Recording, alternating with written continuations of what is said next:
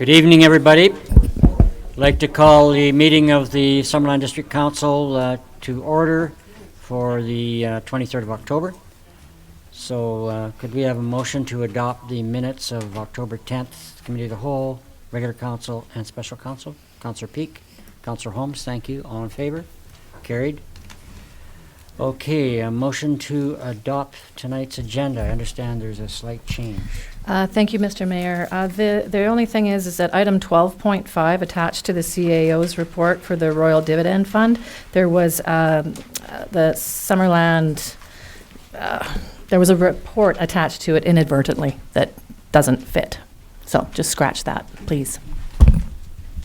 Okay, so could we have a motion to accept the agenda or adopt the agenda as amended? Councillor Peak, Councillor Barkle, thank you. All in favor? Carried, thank you. Okay, we have no, oh yes, that's good.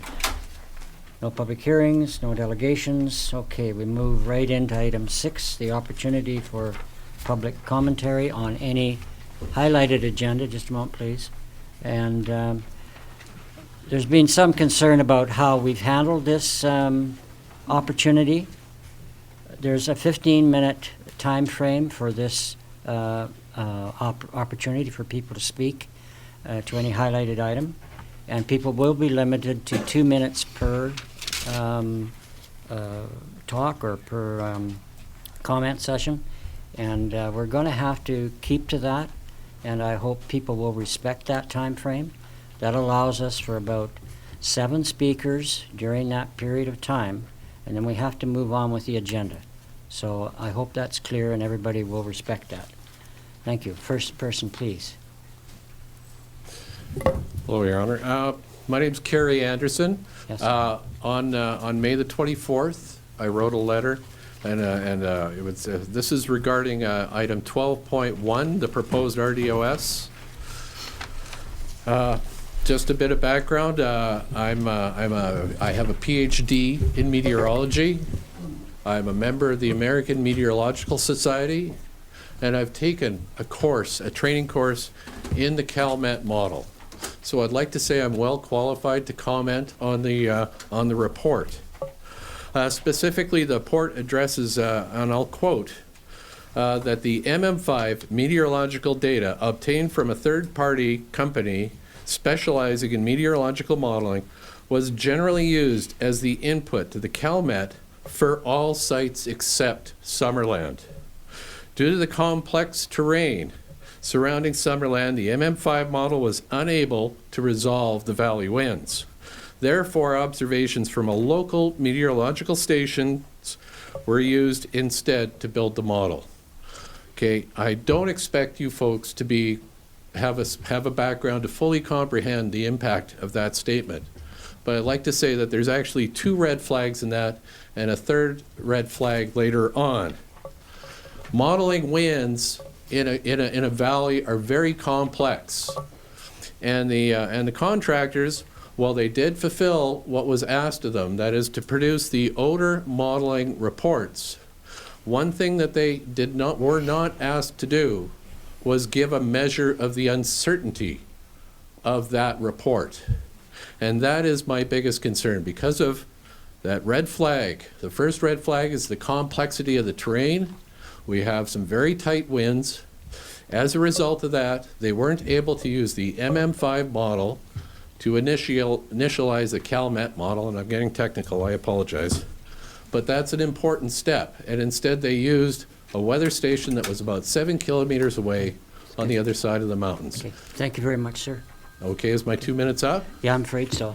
Just to allow Okay, somebody I else guess to have the opportunity. That's it. Doesn't, no, we don't, not for just the agenda, it's not a public hearing. There's no questions. Kathy No Smith, discussion. 10695 Aileen Avenue, Mayor and Council.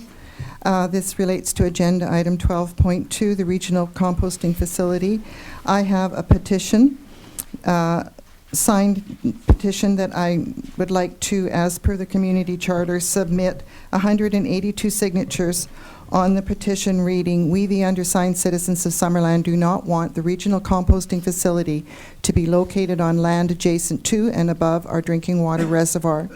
We want Summerland Council to consider our health, and safety ahead of any monetary benefits, and vote against the RDUS regional composting proposal and site testing on Summerland land.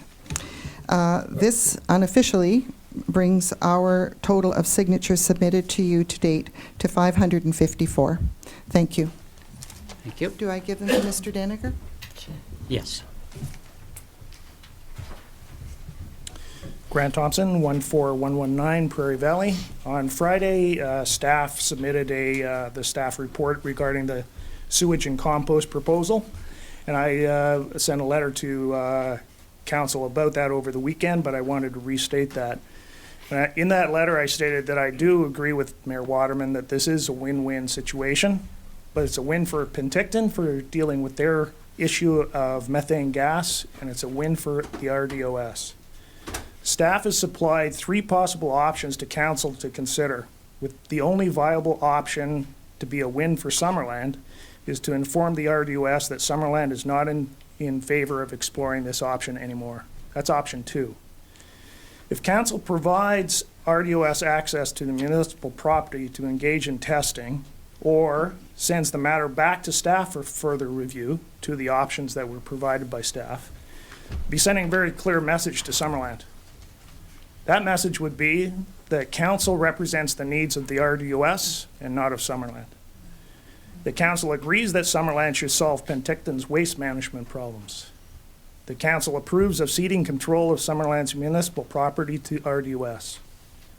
The council agrees with the RDUS that the treatment facility should not be located in a neutral site away from residences. The council has no concerns about the prime water source for Summerland. The council believes that this would not exacerbate traffic problems in school zones. The council believes that the residents using Prairie Valley Road as their primary residential access have no issues with the current traffic issues. The council accepts that the RDOS odor model is correct, and that the actual experiences of the residents of West Prairie Valley are of no value. The council believes that the KBR Society is incorrect. Okay, thank you, Mr. Thompson. And it will not harm the largest tourist attraction in the Okanagan. Please finish up, Mr. Is Thompson. that the legacy that you're looking for? Thank you. Next, please.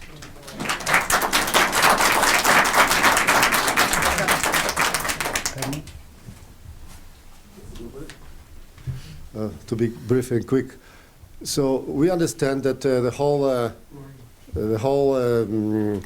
issue of traffic on Prairie Valley Road is not that primary issue, because if we are considering the project of this scale and traffic this will generate on the road which is already falling apart, it won't be something to look seriously into validity of that type of project. The Prairie Valley Road is a prime example. Right now we have traffic which Garnet Valley generated, the Garnet Valley reconstruction. So look what's happening to this road. This is a substandard road which you want to carry all crap from Okanagan on it, literally. And with promises from some bureaucrats that this road will be upgraded by funding from province or God knows what else. Excuse me, let's be real. It will end up of us, taxpayers of Summerland, paying to upgrade this road and keep up with this falling apart road already. So that's only one aspect of this project. Look at this from that perspective, please. Thank you. Thank you.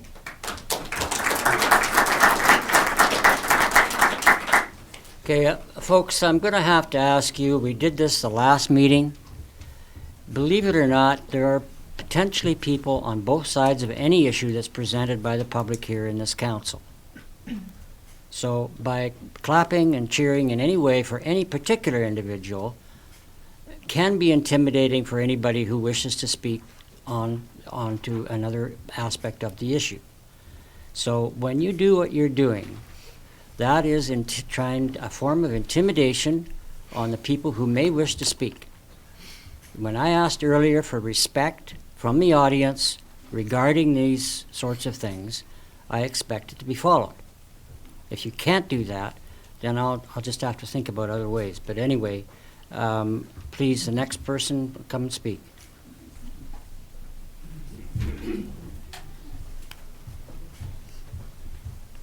Hello, Mayor and council members. My name is Leanna Binder, and I hope to have what we're calling Jewel Guest Ranch. We are probably the closest residents to the proposed compost site, agenda item 12.1.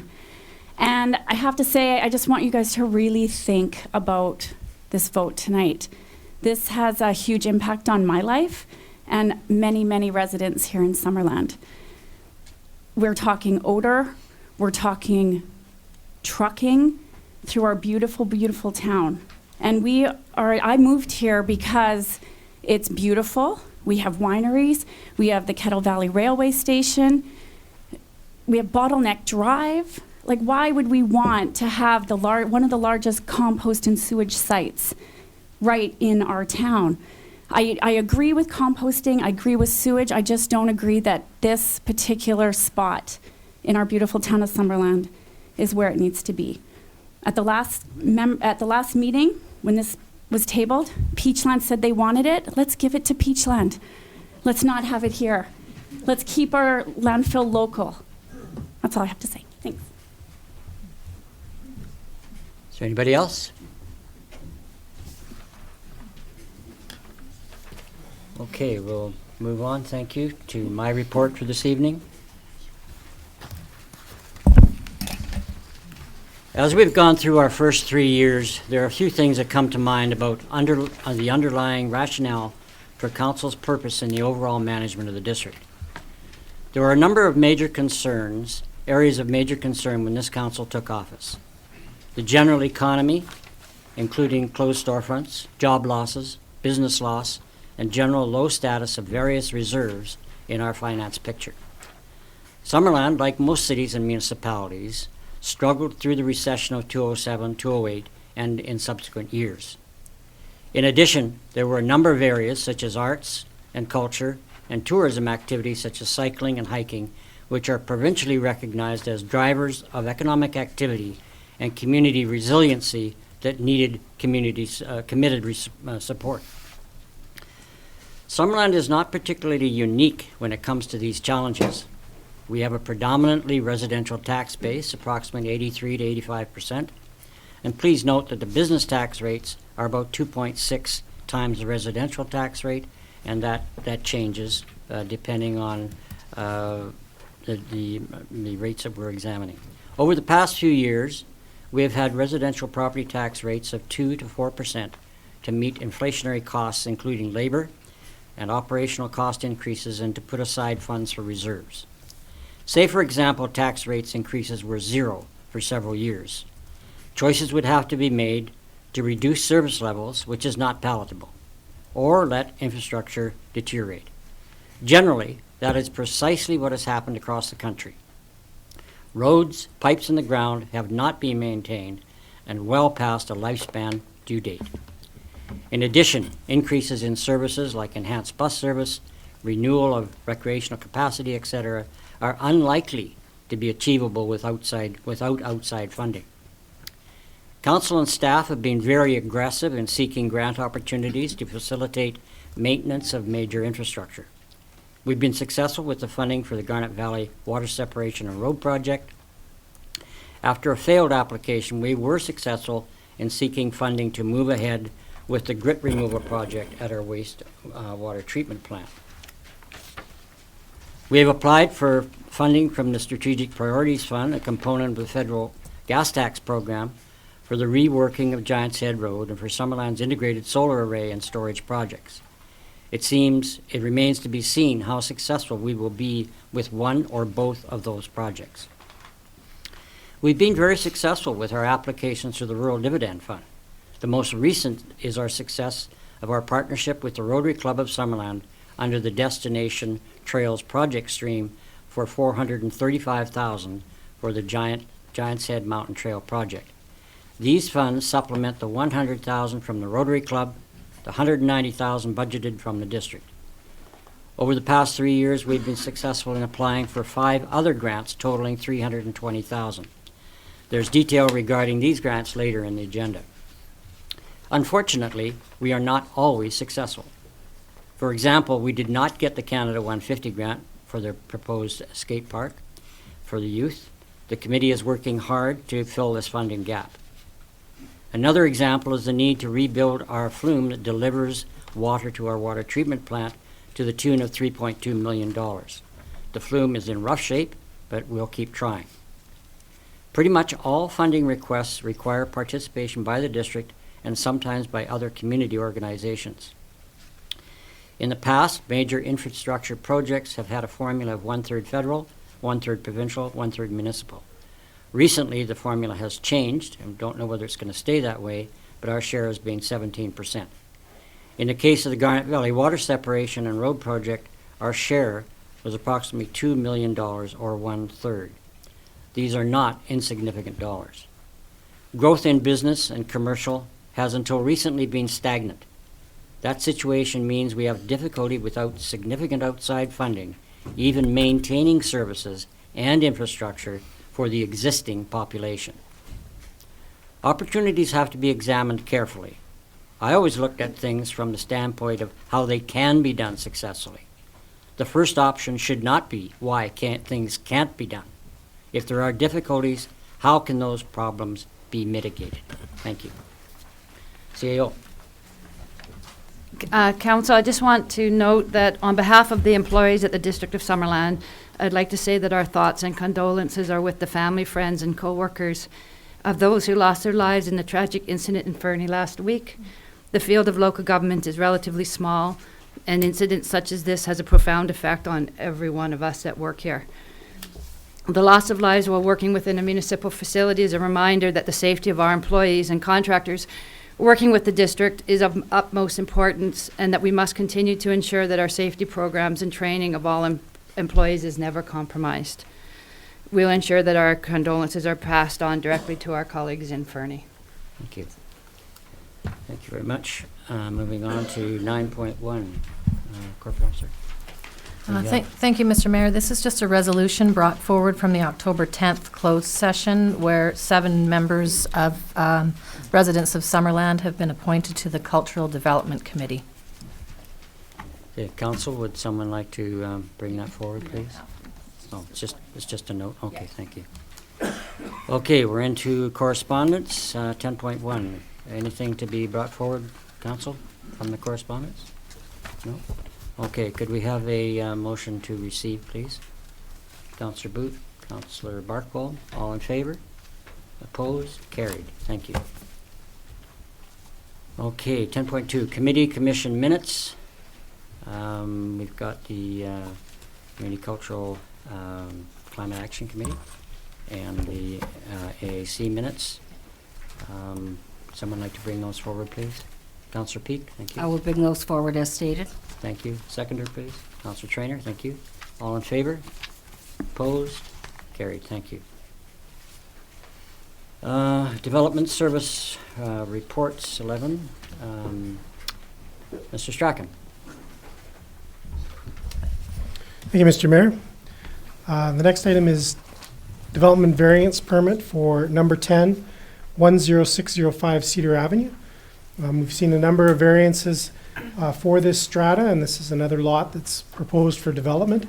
The strata was developed under previous zoning bylaw, so the front yard setback within the strata for the homes is 4.5 meters. So each new house that gets developed has to apply to council for a variance. As the owners aren't necessarily applying all at once, each one is individually coming forward with their variance when they're ready to build. Thank you, Mr. Mayor. Thank you. Do any correspondence? No. None?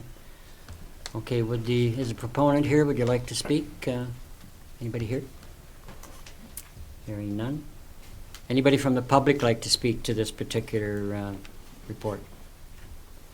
Okay, council, that's here for approval, so we're pretty much along. Anybody, any questions? Mr. Strachan? Councillor Peak? Yes, Mr. Strachan. Is this coming close to the end of all the units that can be developed on this particular piece of property? Yes, I believe we have one more lot. Okay. That is filled up over the last 6 months here, and we have the final lot at the top of the hill, which likely won't require a variance. Okay. Thank you. I have no difficulty with this Okay. application. Would you like to bring that forward as presented, I Councillor certainly Peak? shall. It's the application for Cedar Avenue to vary the zoning to reduce the minimum garage door setback on the private road, to reduce the principal building setback in order to construct a single-family dwelling on each lot. And this is to be approved. Thank you. Seconder, please. Councillor Trainer, thank you. All in favor? Opposed? None? Carried. Thank you very much. 11.2. Mr. Strachan again. Thank you, Mr. Mayor. This is our second variance this evening, and this one is for 6819 Canyon View Road. This particular variance is related to a barn which the applicants are proposing to construct on the site. The accessory building is proposed to be located adjacent to and close proximity to the single-family dwelling. The site is bisected by a right-of-way, as you can see on the screen, that cuts through the center of the property and limits the development potential to either side of the property. So on one side, they're proposing to do a riding area for horses, and then on the east side of the right-of-way to do the barn and the single-family dwelling. The variance is to reduce the setback from 30 meters to 11.5 meters. Thank you, Mr. Mayor. Thank you. Any correspondence? No. Okay, is the proponent here? Would you like to speak to this? Actually, we don't have to do that, do we? Oh, is there anybody who would like to speak to that from the proponent side? Actually, I'm amiss there. Council, any questions of Mr. Strachan? I do have a question. The other day, happened to be in that neighborhood, and there was someone working there with a digger, and I talked to him for a moment and asked if there was going to be development going in there, and he suggested that the place was actually going up for sale. So if this doesn't go through, does this development variance permit fall off the table, or does it go along with a sale? The variance would be for the property, so it would stay and carry with the property for the duration of the permit, and then it would eventually fall off the table. But if a new owner would need to develop according to these plans, Okay. if there was going to be a change in plan, and quite often with ownership there'd be a change of plan, they would have to reapply if they wish to do this proposed building in a changed format. Okay, thank you. Okay, anybody else like to speak? Councillor Peak. Yes, Mr. Strachan, some of the constraints on the property are elevation. Is there a swamp or a swale area or something on it as well? The back half of the property, approximately 30 or 40%, is down a steep slope, so it falls quite dramatically towards the edge of the property. Okay. Thank you very much. Anybody else? Okay, would someone like to bring the motion forward as presented, please? Councillor Booth, thank you. As presented. Thank Mr. you. Mayor. Seconder, please. Thank you. Any further discussion? No? Okay. All in favor? Motion carries. None opposed. Thank you. Okay, moving on to 11.3. And this is Mr. Strachan again. Mr. Strachan. Thank you, Mr. Mayor. This is a OCP amendment and rezoning application for 5418 Nixon Road. This came before council earlier this year and went through to public hearing. Following the public hearing, council requested that staff have an open house, give the opportunity for the neighborhood to come out and ask questions of staff as well as the applicant, as well as they suggested that the applicant and the owner contact neighboring property owners, which they did, indicated to the district they completed in advance of the open house. On October 5th, from 5 to 7 p.m. here at City Hall, we hosted an open house. We had approximately 30 people in attendance and received 25 submissions, and those submissions have been included in the package for council's review. In addition, there's a figure 3 within the package for the open house. The developer put some likenesses of single-family dwellings on the proposed subdivision plan to give an understanding of what the subdivision developed would look like. Other changes include that the applicant has indicated that they would require a single tree to be planted on each each of the lots as they develop or when they get a building permit, that they would install a deciduous tree in the front yard area. Thank you, Mr. Mayor. Thank you. Council, questions of Mr. Strachan? Councillor Peak. Yes, thank you very much, Dean. I'm wondering, having listened and read some of the submissions by the public, I believe that there are concerns that there be consistency in the design. There was suggestions for removing 1 or 2 lots to reduce the number of units, and one of the other suggestions was to have sidewalks. And I'm wondering if the requirement for sidewalks is something that we would be able to include at some point in the discussions. Mr. Mayor, sidewalks were an option that was discussed. There are limitations because of the water in this neighborhood for allowing that. The local road on Brighton does not include sidewalk components. It carries out. So the proposal this time is to carry that the full length. What is included for pedestrian access is the proposed walkway, which would connect these roads through to Nixon. But there are engineering concerns with installing sidewalks in all roadways in Trout Creek due to water flow and stormwater management. So there may be options for widening shoulders or other options for pedestrians. Once you put a curb and sidewalk and begin to channelize water into a storm system with a very high water table, you can actually create some significant issues with that component. Okay, if I may, Mr. Mayor, when I look at the outside of this possible subdivision, I see that because Nixon leads to the school, and if you create more homes, that then Wharf Street becomes a place where people travel around as well, that for broadening shoulders or improving that walking condition, both those roads, I think, are ones that we should be taking some consideration for. Councillor Barkle. Yes, that was my observation, the same as Councillor Peak. Regardless of the density that we eventually approve for this location, I would think that sidewalks, particularly on Nixon, on the way to the school, would almost be essential. The water's going to go somewhere somehow, so how they engineer it, I don't know, but the volume remains the same. So if there's, unless the staff come back and says, oh, it just can't be done, which would surprise me, I think that would be an important element, in my view.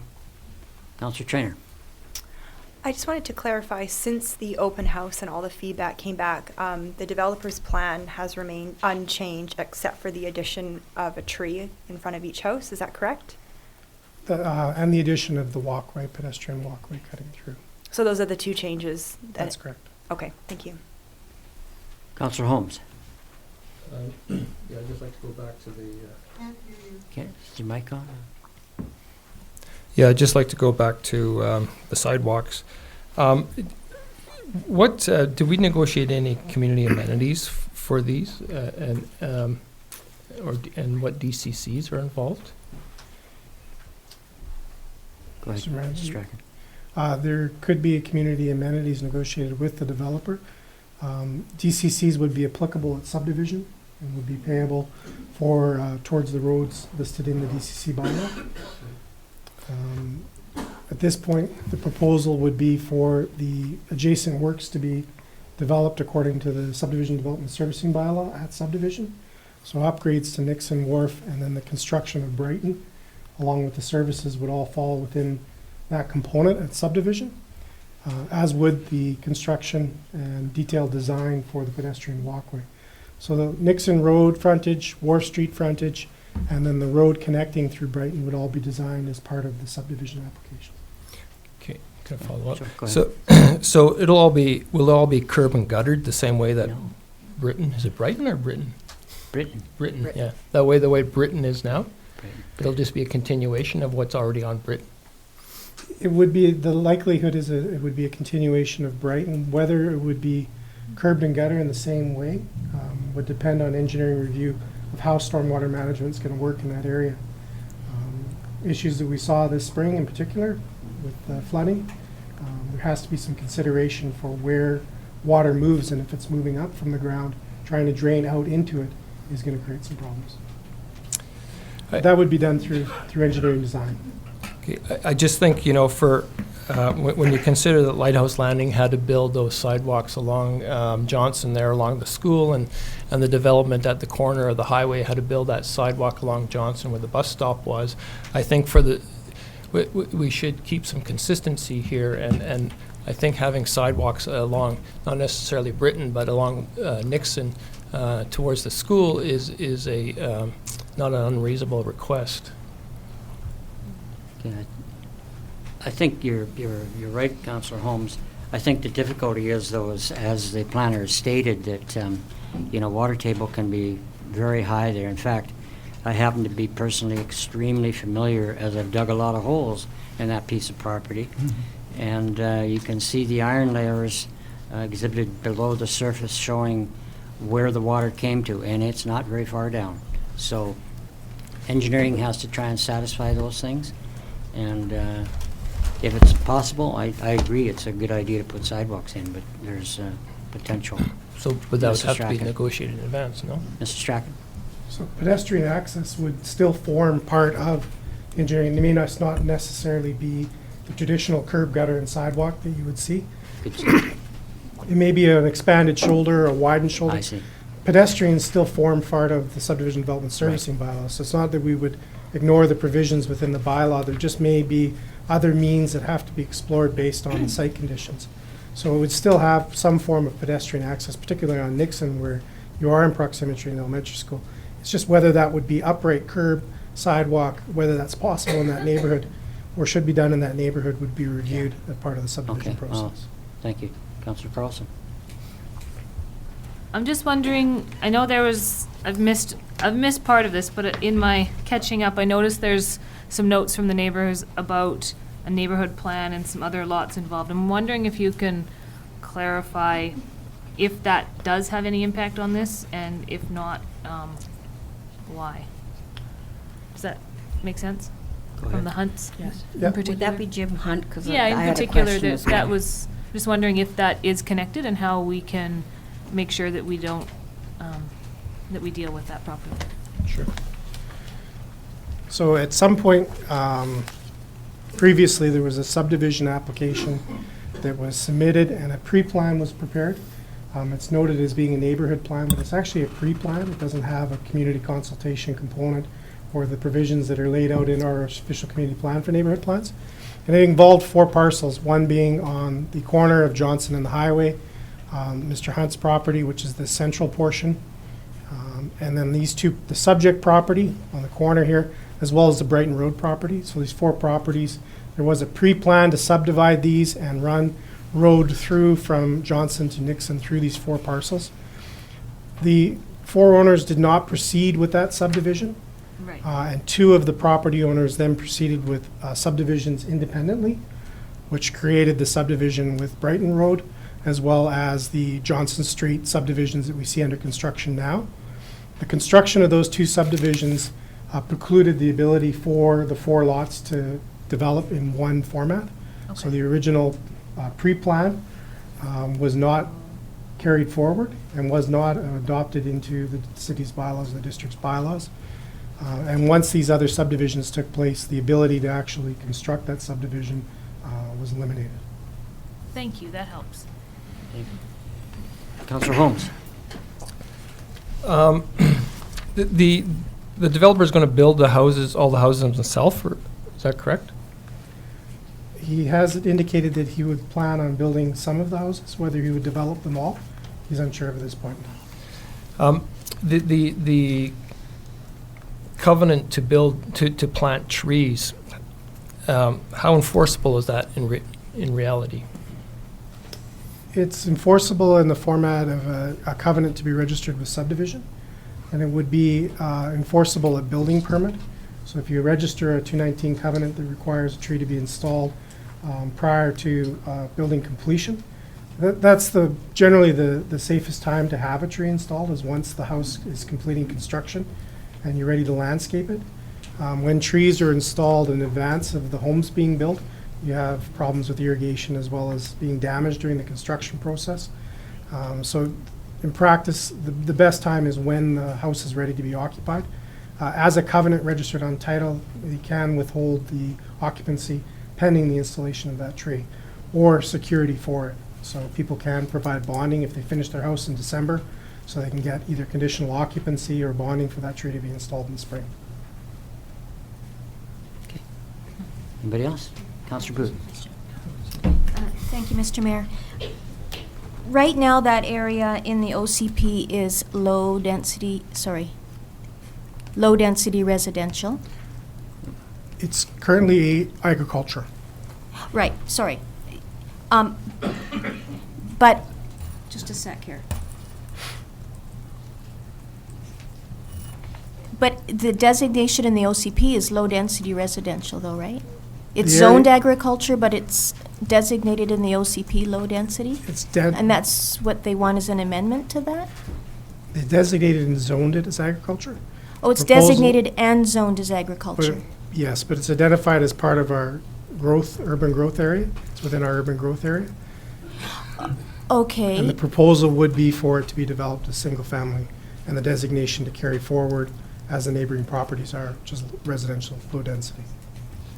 so then the property to the west that you were speaking of just a moment ago, the Brighton Road property, is that RSD 1 or 2? 2.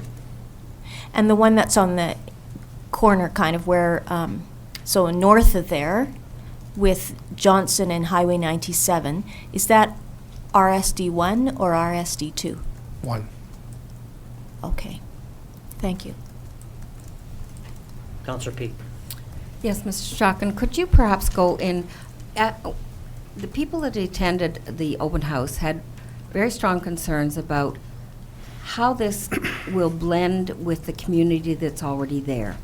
So they were concerned about the amount of space around a house, the kind of greenery and canopy that would be availed by whatever property size was taken into account. And when we look at whether you make a larger lot, so if you were to take a couple of lots or 4 lots out and make larger lots, how that impacts how people build out their property, and what things would bring into play the values that we all see as part of Trout Creek. Could you speak to some of that background, both historically and the impact of how people actually build within their property lines? I'll start with historically, I guess, is the Trout Creek area has developed in a series of phases, beginning with agricultural and then transitioning into larger lot residential development that was on septic, and then more recently developed in a format more reflective of properties that have sanitary sewer available. As to the development format, the RSD 1 and the RSD 2 carry the same setback provisions within them. So your side yard setbacks and your front yard setback are similar. So the house actually remains in scale with the lot size. So the size of the house shrinks with the lot. So it's not that you end up with more house coverage on a smaller lot. You actually get this, both are shrunk at the same ratio. So as the lot gets smaller, so does the house. As the lot gets bigger, so does the house. So the density in the actual building area is mirrored because the setbacks are the same. So you actually end up with an RSD1 more green space or more open space between the buildings because of the number of buildings is reduced in the RSD2. So you have more buildings, but also more strips in between each one. So it's a function of the way the 2 zoning districts were designed. The smaller lot equates to a smaller house, not just a bigger house on a small lot. So the 2 are tied together because of the similar setbacks. Does that answer your question? That certainly gives me some of the parameters of how the impact of smaller or larger lots actually plays out when you build within that space because of the requirements for the setbacks. Councillor Holmes. Are the lots along Wharf Street larger than the other lots, or is that just a perception? No, just go back to where you were. The lots adjacent on No, Wharf Street? if the ones in this proposal. Oh, Go to the green one, Jim. It's a function of just, there's a certain distance between the corner of Wharf Street and Nixon and the corner of the property. So they've just essentially spread the lot widths out. So yes, these are slightly larger, but it's not a function of them proposing to be a different zoning. It's just to use up the land available. So it's just because the distance between the corner of Nixon and Wharf to the edge of the property allowed for additional space. And the proposal for lots along Nixon, as well as the internal lots, allowed for them to be a little wider than the bylaw required because of the distance that the property is evenly being subdivided. So it didn't impact the subdivision proposal by including a 3-meter walkway. For that reason, there was extra space available. Okay. Councillor Barkle. Yeah. Was there no walkway in the previous submission? Speak up, Oh, please. sorry, Councillor. wasn't there a walkway in the previous? No. Or isn't there an existing walkway there now of some kind? There was not a walkway shown in the original proposal.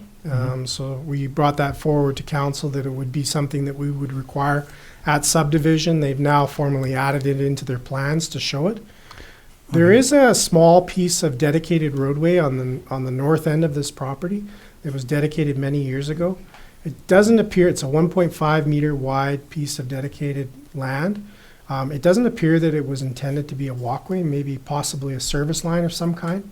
It's not, doesn't carry all the way through. So it would not be able to be connected to Brighton. I'm not sure. I tried to investigate the history of the dedication. I'm not sure what the intent of that dedication was. It's currently being utilized by the adjacent property with landscaping. The second question is that, okay, so the plan that we have before us now is different than the plan we gave first and second reading to. Can we give third reading to a different plan that we gave first and second reading? So the application, or the what you've given readings to is an OCP designation in zoning. The subdivision plan is provided for reference. It's not actually incorporated into the bylaw. So what council is reviewing is an OCP amendment and a rezoning for this larger parcel. It's not actually reviewing the subdivision plan. That would be coming following if council granted rezoning, then it would come that they would submit an application. What they've provided is we ask that they provide a plan to give council some context to what they intend to do with the property for not just council but for the public, for public hearing. Now, here's maybe another question. If I felt that this RSD1 zoning was too dense and that, in my view, that it should be RSD2, would it be better for me to vote against going to a public hearing and suggesting that they come back with, and that carried, or should, if that's how I feel, wait till we have the public hearing and a third reading? It would be perhaps the CEO can give an answer.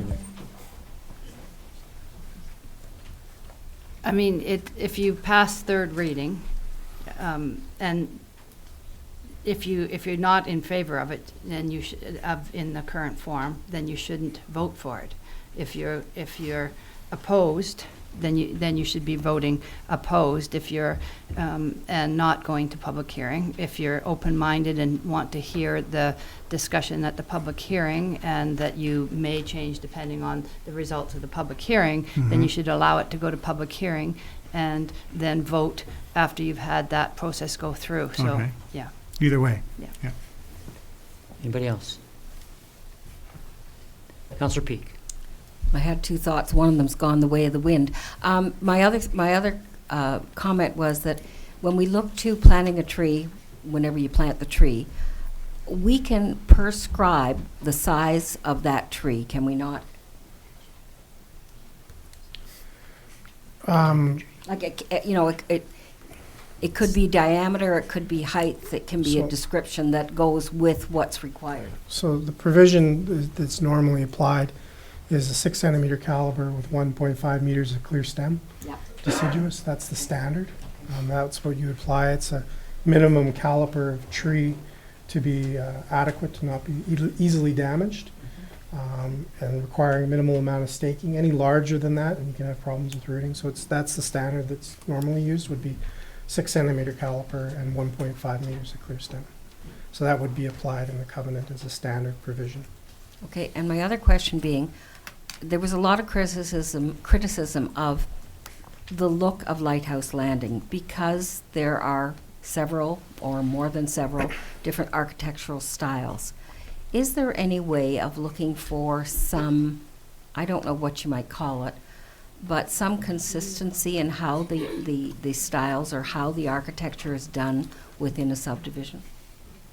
So the developer has indicated they're going to establish a statutory building scheme.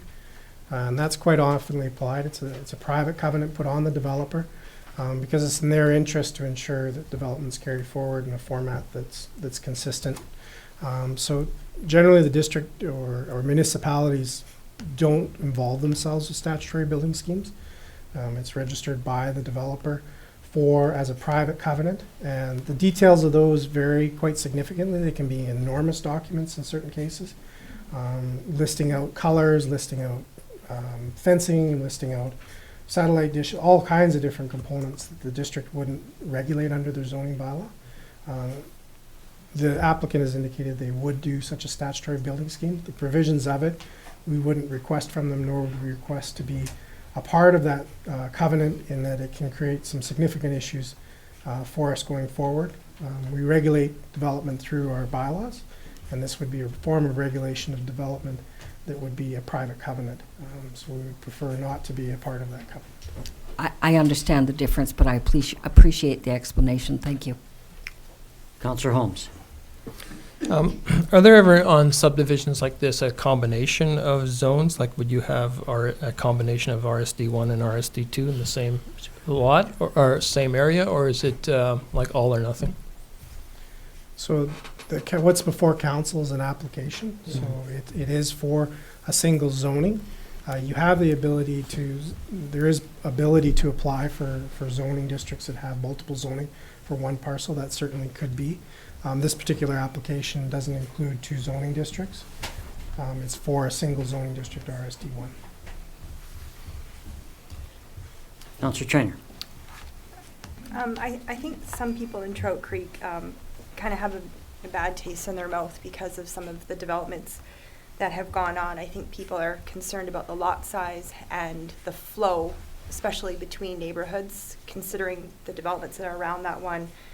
A lot of people asked for or requested larger lot sizes. And so if we have a second public hearing, we're kind of looking at the same development that we already had a public hearing on. I understand why we need to have a second one, but not really much has changed, in my opinion.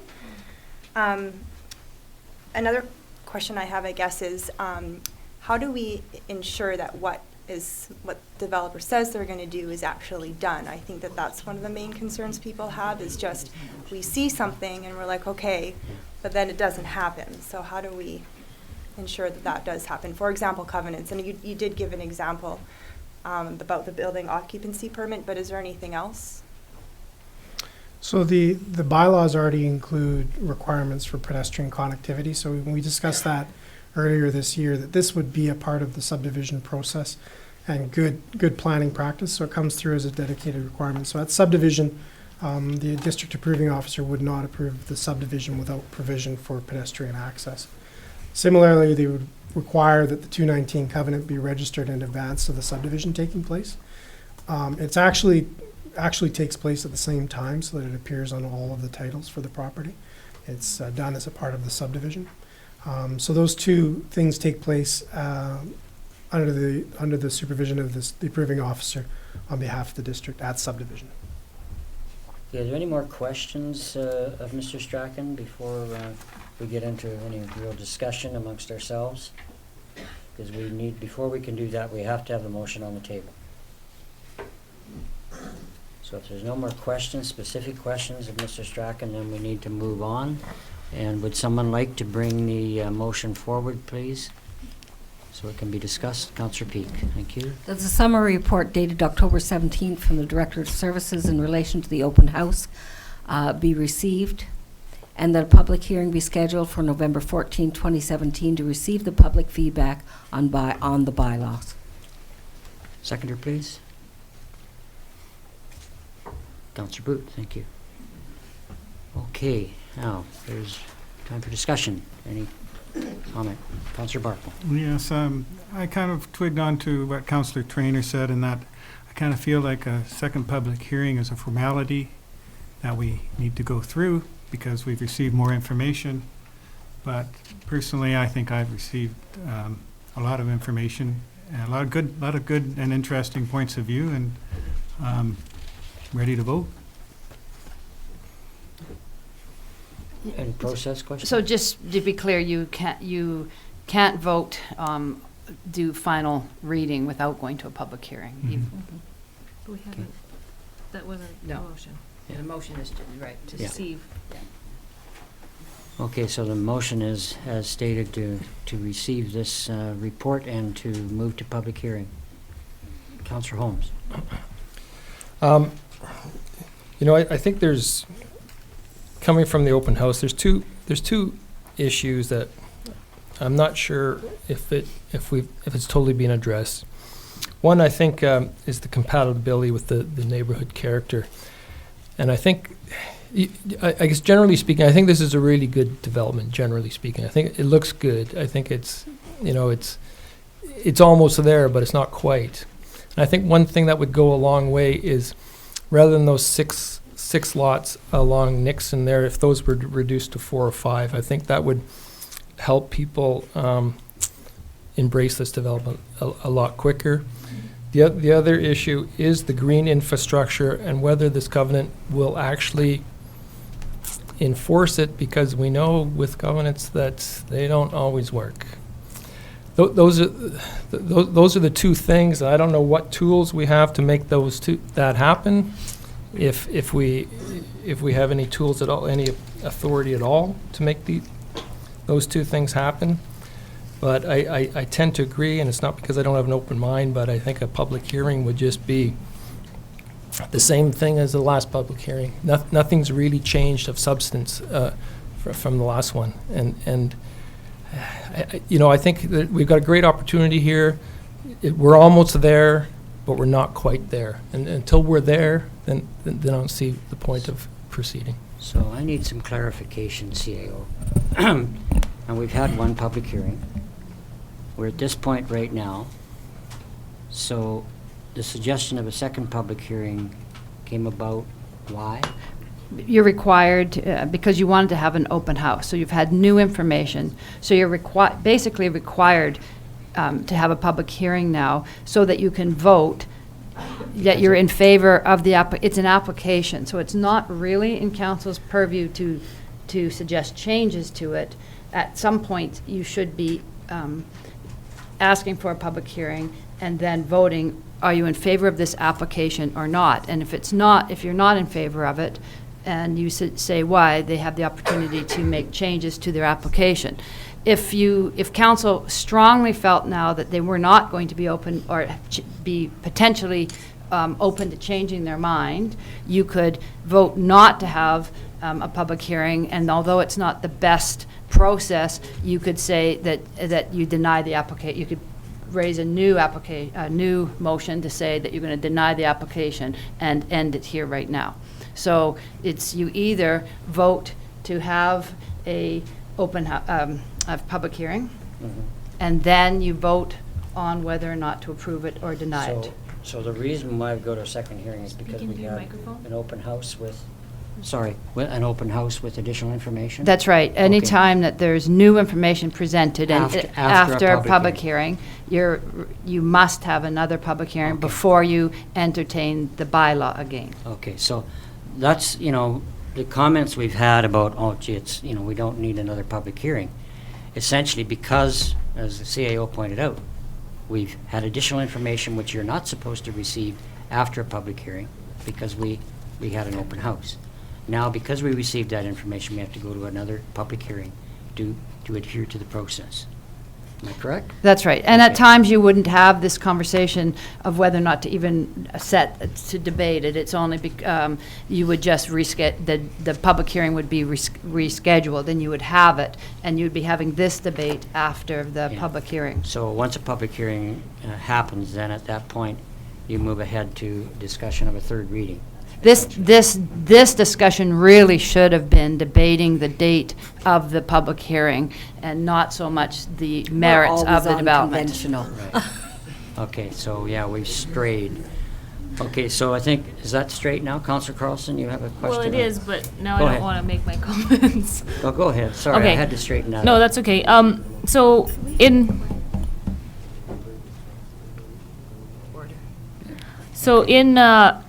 when I was growing up, I always wished that I lived in Trout Creek because it's such a nice neighborhood, and I would have had neighbors, and we could go rollerblading and all of those things. That said, I do think we need to respect the people that live there and have lived there for a long time, knowing that they look at something like Lighthouse Landing where it turned into something other than was originally planned and proposed and brought forward. And I think that this, as Councillor Holmes just mentioned, I think they're almost there, but I do think that it wouldn't take that much extra for a lot of the concerns to be alleviated and for some of the for the neighborhood to feel better about the fact that Trout Creek is going to continue to develop and to infill and to be a busier, more high-demand place. It's just the reality of what's going on in our community and in this part of the country. And so doing it in a way that's respectful of those who live there, I think, is really important. And if they're all going to come out at this point and show the concerns, I believe we have the right, or we have the responsibility as the people that get to make that decision, to make sure that we're respecting what the neighbors in that small, tight-knit neighborhood actually are going to be living with for the next 50 years. Councillor Peak. Just a quick comment. In my past experience, the covenant to actually say that one must plant a tree or trees is much easier to get buy-in and actually make it happen than it is to try and protect trees that are already there. Yeah, I think you're right. You know, the discussion on that is a difficult one, but that's the only process council has with trying to do that. And there are procedures if they're not obeyed, but, you know, those are the only tools we have. And so, but I think, you know, what's happening in Trout Creek over time, as our planner indicated, you know, without having, and it's happened all over town, really, but it's a little different down there to some extent in that everything was on septic, large lots, in fact, much larger lots perhaps than small farms, etc. So over time, when, especially if you have sewer installed, there's an expectation for an increased density. Now, I know we have a number of, it's not just Lighthouse Landing, and I don't necessarily agree that it went wrong. I think the plans were followed that we were presented.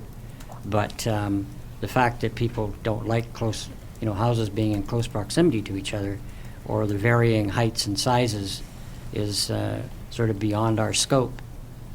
But, you know, I think, I believe we should proceed with the resolution. And here again, it's really a legal requirement that after hearing more information at the open house that we move ahead. So I think we're, you know, on schedule to do that. And if it is decided at that point that we need to readdress from what the comments are, then we can do as council is suggesting and look at a reformatting perhaps. Councillor Carlson. Can you just clarify one more time, if any changes were made by the developer before the public hearing, would that have to go all the way back to first reading, or can you change it after second reading? If third reading is done, No, then second, before third reading. we could change it. Okay, thank you. Okay. Call a question. Call a question, please. Someone like to bring a motion forward, or a motion forward? It's already on. It's all right, sorry. Okay, all in favor? Opposed? Carried. One opposed, thank you. Okay, 12.1. And I guess it's, who's doing everything else? We could, Mr. Stratford? CAO? I'll be up at 12:27. Council, this matter, 12.1 was the matter. Quiet, please. Go ahead. The matter was tabled at the August 28th council meeting. The matter is the request from Regional District, Okanagan-Similkameen, to do further testing, the identification of the location at the Summerland landfill as their preferred site, and their request to do further testing. Just a note that no research or work has been done on Summerland staff's perspective at this point in time. This is the first time now that council will be determining whether or not to look into it further. Okay, thank you. Okay. So if there's either questions to come forward or else someone to bring a motion forward to start a debate. I think in terms of clarification, at this point, it's strictly to provide access to the regional district. There's no pre-lease or anything like that. It's strictly access The to... request from Regional District? Yes. The request from Regional District at this point in time is to conduct studies to get more information. Yeah. And in essence, with this type of request, it isn't actually that normal that we would actually go ahead with sort of an access agreement. Quite normally, we would just give people access to do an examination. Is that correct? An access agreement to certain facilities could be given by staff in other situations. The matter itself is the fact that Regional District is approaching council to inform council that you're the preferred location and that there's steps they would like to take to explore the matter further. To see whether it actually is satisfactory or not. That's right, and for council to do. Yeah, I and see. Right. Okay. And coupled with that is the public consultation aspect of this. So that's all in the same motion. Or it could be separate. Staff's recommendation to council would be that if you're going to go forward and look at doing some further testing, that you also direct staff to put together a public consultation, an extensive public consultation strategy, and also to do to compile the material together to become educated ourselves on the pros and cons of the proposed project. Thank you. Councillor Holmes. How can we do a public consultation when we have so many unanswered questions ourselves? I think that's what I think that's my point, is that staff hasn't reviewed the material from Regional District yet. We need to start compiling that, putting it available, doing education of ourselves, of council, of the public. One of the potentials would be to actually do tours at the landfill to make sure that there's understanding of where the proposed site is, what the impacts would be. I think that the first step, of course, would simply be directing staff to get, but that would come with council saying we're looking into it. So it would be for staff to start compiling the information and making sure that there was open houses and opportunities for the public to come and make their to give their opinions. But again, that's if council decides they want to learn more about it before discussing. There's some thought in the community that council has already had discussions on being interested in moving forward, where the stage that we're actually at is, do you have enough information in your minds to decide if that you could say no, or you could say or that you could say no and be fully informed, or whether or not you need more information to become fully informed to make the decision. And I think, Councillor Barkle, I think Councillor Holmes, looking at number 2 there in terms of the consultation strategy, it's not just for the public. That information will be worked up as well. Council will be privy to that information, and so any sort of lack of understanding or understanding of the full details would come with staff's digging into and providing an information package for us and the public.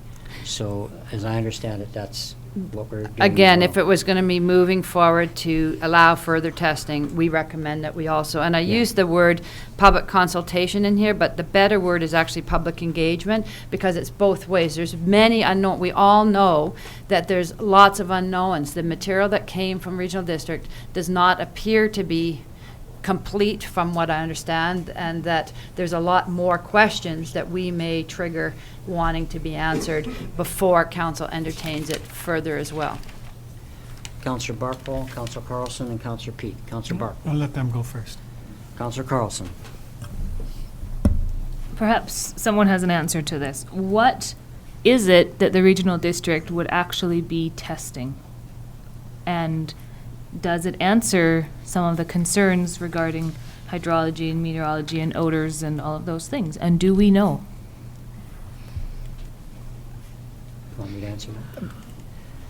Essentially, they have to do, an examination of the potential site, look at the strata, the gravels, the sands, et cetera, see whether it's suitable for building. They also have to look at, determine any hydrological aspects of the site and so on. So I think I want to be clear. There's one thing that I did say when we brought this before tabling, that when this came from the regional district, I was absolutely clear to the board of the regional district that Summerland was absolutely not interested in this facility unless it could be a highly technical and sophisticated facility that would be totally in vessel with no leachate difficulty and no odor problem.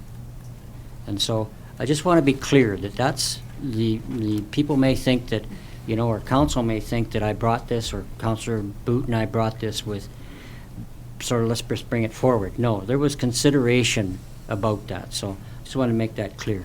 Councillor Peak, you're next. Thank you. Yeah, I was reading the report, and as I was reading, I made a note. The undertaken agreement for technical study would in no way obligate the district to a regional compost facility.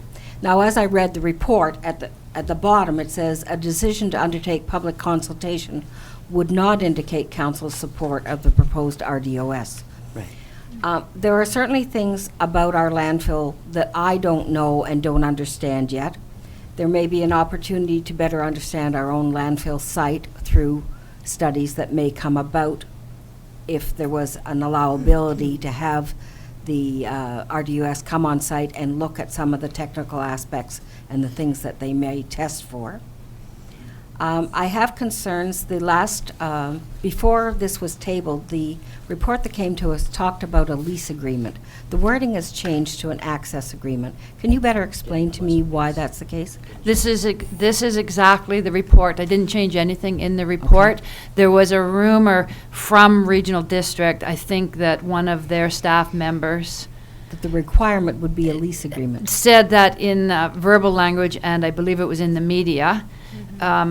Before we came to last council meeting, we clarified with staff and with the CAO at the regional district that there was no lease in principle, there was no thought that we had lengthy conversations that this wasn't if council moved forward to do further testing, exactly what you said, that there would be no feeling that council supported it at all, that it would be to gain further information. So that's clear from all of us that that was a word that was used, okay, but not intended. But not applicable. Yeah. Okay. Many of us went to the open house that was held by the RDOS. That's the only information I have, just like the public who went to the information session. That public open house with some questions and answers, and there was considerable question and answers, provided many more questions than it did answers. And I was pleased to see the public speak tonight, but also the fact that they've come on board to look for answers, that they have concerns, that they have some legitimate questions, that they have some excitability, that they're worried about their home and their community and all the things that go with it. So I think that being heard, I don't know much more as a councillor than what I heard at that open house. Mm-hmm. Okay, I do agree that there's, we brought those sorts of concerns forward. There's no question that what the public is saying, the same questions we have. Okay. Councillor Traynor, sorry. I was just wondering if there's a time frame for any of these tests, like is it 6 months or a year? And then also, would the results be made public? Like, would we all be able to read them? We have not had any conversations with the regional district to learn more because we're waiting to see from council whether you want to start that process. So if council, for example, voted tonight to allow regional district on-site, we then immediately would start engaging conversations with the regional district. We'd find out more about it. We'd find out the extensiveness of it. And then we would also be reporting on a regular basis back to council, both just on the progress that we're taking and our discussions and what material we've learned. As councils have mentioned, to this date don't have any more information than what's already been made public. I think what has to be clear is that the tabling of the issue almost 2 months ago actually froze things in time. So nothing could be done because it was tabled. So now is when the discussion starts. Councillor Barkle. Yes, I'd like to put a motion on the table, and if it gets seconded, then we can have some discussion on it, and I'll explain what I'm thinking about it. And I'd like to move that we inform the RDOS that council is not interested in exploring the matter further.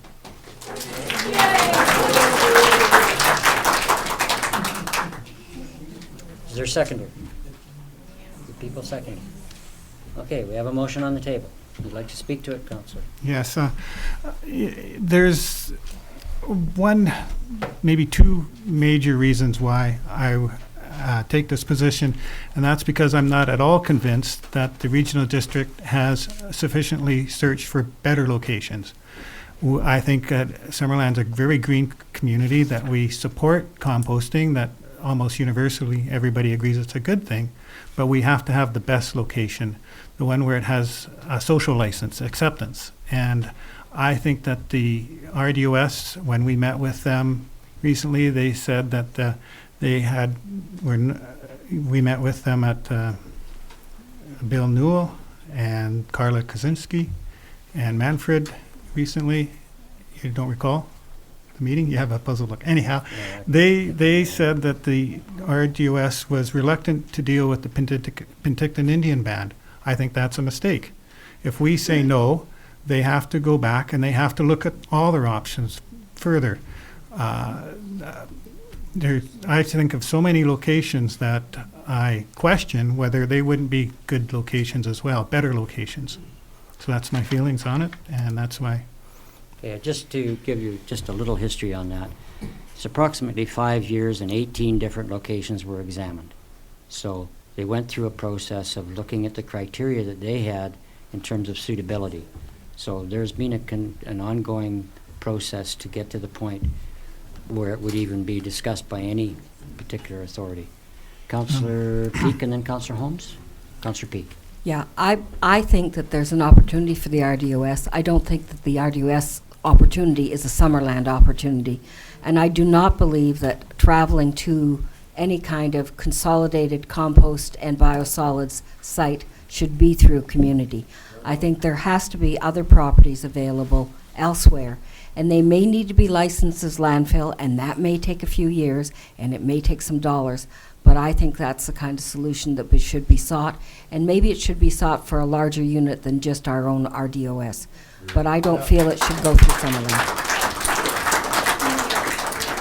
Councillor Holmes. What, did I say something a little bit earlier? I think I did. So could you please respect what I had to say? Thank you very much. Councillor Holmes. And no more natter, please. Councillor Holmes. You know, RDOS's starting point, if you will, was that they had to address issues with biosolids and landfills that they're responsible for, including Campbell Mountain. And so I know there's a perception that, you know, we're taking on Penticton's problems with that, and that's an unfortunate perception. But it's also understandable, because I think for us, because our landfill isn't run by the RDS, and we do have issues with our landfill. We know we do. We know that we have, our sewage sludge is being composted 330 meters from our balancing reservoir, whereas this proposal would, I would think, put drinking water less at risk. So I need somebody to explain to me the problem with why they think our drinking water is at risk with it. But that's one option. The RDOS is presenting us with one option, but we have to know what else is feasible. We have to know what's involved and what the cost would be for a local solution to solve our problems here in Summerland. And we have to know whether it's better to try and fix those problems ourselves or or partner with RDOS or what the solutions are. Because right now we have one option, and one option is not a choice. We need to know what all the options are. And at the same time, it would have been better had we done all that work ourselves, and that we had a report and did the review and everything of our landfill, and that we did all that in tandem with RDOS, but we didn't, and we've had other priorities. I understand why that hasn't been done, and I also know that we can't expect the RDOS to wait for us to do all that. So if they want to proceed in another direction, that's fine. That's totally understandable. I just think that we can't just be given one choice of how to deal with our problems, and that's what we're being given here. It might be the best solution, but we don't know. And if I could just one other thing, I think there's another real issue that we need to address, and that's the traffic. It is a concern, 50 trucks a day, 25 each way. And I think we also need to consider the traffic they'll be coming in and out to pick up the compost. In theory, the input should equal the output, so you can add another 50 trucks a day. And we need to know whether that's significant or not. I don't know. If there's 1,000 trucks a day going along that route, another 100 might not matter. But if there's 100 trucks a day going on that route, and if we're doubling it, then maybe that's not acceptable. So I think before there's any other studies that go on, there has to be a traffic study. Because that's the deal breaker. The traffic is the deal breaker. So. Yeah, I agree. I actually agree. I think that's one of the components, and I'm going to get into an area here where I probably hadn't planned to, but the discussion has got there. The trucking numbers, yes. The traffic numbers are certainly respectfully, I think about any additional trucking would be approximately a 2% increase.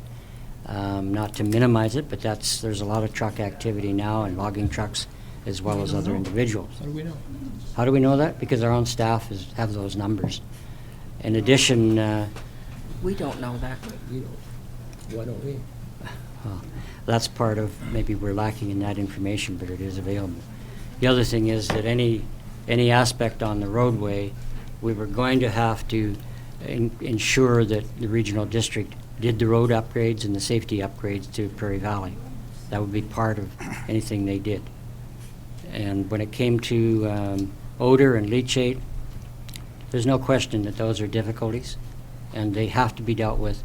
And it's certainly not beyond the scope. There are a number of facilities in BC that currently run absolutely odor-free, and leachate is no problem with the way it's collected. So, anyway, I'm not getting... Yes, Councillor Barkle. I don't have a concern about leachate. I'm sure it can be done on a cement pad wherever it's done. I just have a concern about the current site, the site that we visited in Abbotsford. Most of the council stopped in to look. It was next door to a grow-op in a farm area that smelled like dairy farm smell anyway. So that's a good site. Nobody would notice it. It's hard to... that's what I call a good site. And there, I think, are... And because my concern was, did the RDOS look hard enough? That's the part of the report that I reviewed the most carefully. And they had comments why a site wasn't acceptable because it would take 6 months of negotiation with the locatee. Well, that's 5 years they've been looking. 6 months is nothing in finding the right site. So I really am convinced that they can rejig their criteria of the sites they consider. It doesn't have to be next to a landfill, like seemed to be their first priority. And if they come back and with a report and say, look, we tried and for this and this and this and a really full explanation, then I would consider it. Okay, anybody else? Councillor Boot, anything? Councillor Trainer? Councillor Carlson? All right, I suppose I should speak, seeing as we've postponed this for 2 months so we could all be here. So I think that having a compost facility in our community could be a really, really good thing. But I mean, seeing what's happened in the last 2 months with the number of questions that have been raised, the number of concerns, whether or not there's validity and truth to all of them doesn't really matter when we don't have the facts. I think that if we allow them to go and test on the site, are they going to answer all the questions that have been raised in the last 4 months? Probably not. Do we know what the economics of this are? Are we ever going to understand it completely? Like, there's so much information that we don't know that I think some better understanding should have been presented to us prior to having to make an initial decision, because the pressure to make this decision is just ridiculous. So thanks for waiting for me. Actually, I guess, looking at the motion that is presented here, it's strictly to give them access. There's no to examine the site. The motion on to Okay, I'm sorry, to not accept. I'm sorry. You're right. Okay. Okay, are we ready to move ahead? Councillor Holmes. No, I just wanted to add something to what Councillor Barkwell said. I think, there's, as we saw from Abbotsford, there's no reason in something like this needs to be near an existing landfill. It seems to me that with biosolids composting, you either have to go big or you go small. And I think what the RDS is trying to do, and I respect all the work that they've put into this, but I think they're trying to do both. And one of the factors in the decision for Summerland as a preferred location was the fact that we had an existing weigh scale. Well, that's going small criteria, And if you're thinking of going big, then you find a location and put in the weigh scale. You don't find the weigh scale and justify the location, right? So maybe the South Okanagan isn't big enough in itself to go big, and we have to think Okanagan wide. We have to think the Central Okanagan, North Okanagan, and all work together and put it in the middle of nowhere where it won't bother anybody, where nobody lives, off the connector or something. And if we can't do that, then I think we have to keep it small and deal with our own problems here at the local level. So. Okay, thank you. Councillor Trainer. This has been a very, this has been a very frustrating and stressful topic, because we all want what's best for Summerland, and we don't have a lot of information, so we're just trying the best that we can with what we have, having reading all the feedback and what the RDOS has given us, and we still have so many questions. Like, I actually, I don't know enough, and it's frustrating. I know that we all have a responsibility to look after our waste, and that's a problem that our region has to deal with and we have to deal with, and that's not going to go away. And I think that more work needs to be done on our landfill as well. Like, I'd like to know, where we're at with that and what kind of options we have there.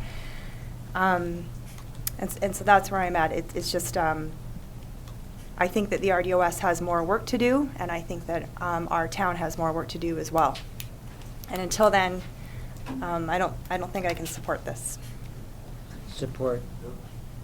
Meaning I'm supporting what Richard brought forward. Thank you. Okay, any other comments? We have the motion as read again, please. And please correct me, Richard, if there's a bit of an error here, but what I wrote down was that the RDOS be informed that council is not interested in exploring the matter further, the RDOS compost site matter further. Okay, you've all heard the motion? All in favor of the motion? Opposed? Thank you. The motion carries. Thank you very much.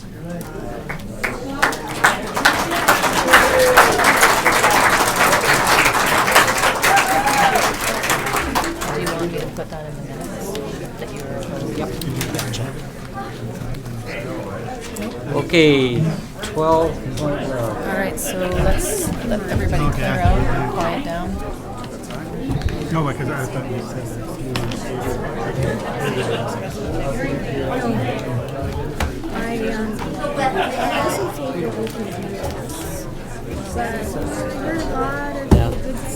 Council, we'll have a motion for a brief recess, please. 5 minutes. And this is 5 minutes, just to clear everybody out. Pardon me? Yeah, but it's not for us to discuss everything with the audience. But you can sneak out, you can probably still sneak out. Just don't engage in